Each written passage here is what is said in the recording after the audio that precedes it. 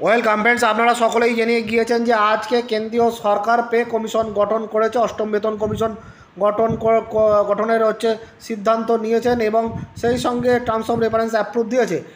ফলে pay commission নিয়ে কিন্তু নানান ধরনের খবর উঠে আসছে। সর্বশেষ একটা খবর যেটা পাওয়া গেছে যে ফিটমেন্ট ফ্যাক্টর একটা কত হতে পারে, তার ভিত্তিতে আমি একটা স্কেল তৈরি করেছি। এই পিডিএফটা দিয়ে দেবো, কেন্দ্র রাজ্য সকলেই দেখে রাখবেন। কেন্দ্র সরকারি কর্মচারী, রাজ্য সরকারি কর্মচারী, শিক্ষক সকলেই দেখে রাখবেন, কারণ কেন্দ্রীয় সরকার যখন একবার পে কমিশন চালু করে ধীরে ধীরে রাজ্য সরকারগুলিও কিন্তু গঠন করে এবং একই ফিটমেন্ট ফ্যাক্টর গ্রহণ করে। অতীতেও গেছে, দেখা গেছে সেটা।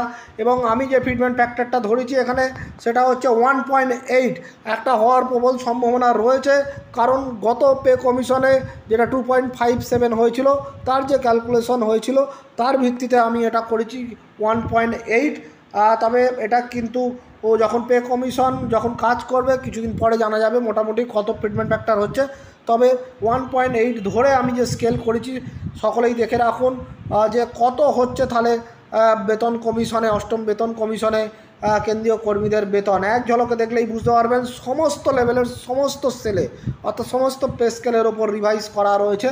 এই যে দেখুন, সপ্তম বেতন কমিশনের লেভেল 1-এ 18,000 ছিল হচ্ছে বেসিক, সর্বনিম্ন বেসিক। সেখান থেকে যদি 1.8 করা হয় তাহলে মাল্টিপল ফ্যাক্টর করা হয়, সেক্ষেত্রে হবে সর্বনিম্ন বেতন হবে 32,400।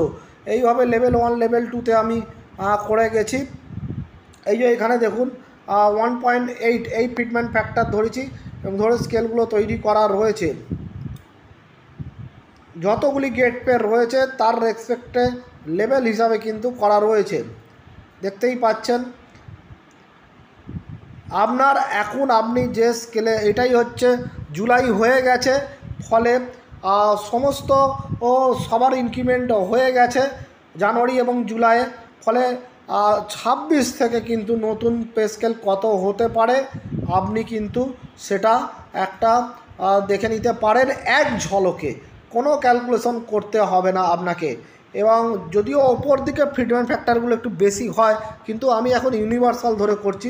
সেক্ষেত্রে 10,000 গেট পে যে লাস্ট বেসিকটা ছিল সপ্তম বেতন কমিশনে, সেটা হচ্ছে এইখানে দেখুন 2,18,200।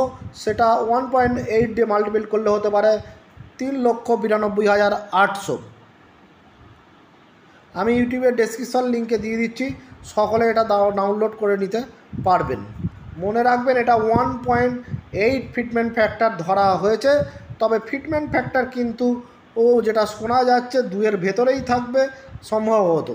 সেটা অনেক ক্ষেত্রে শোনা যাচ্ছে 1.92, অনেক ক্ষেত্রে শোনা যাচ্ছে 1.86।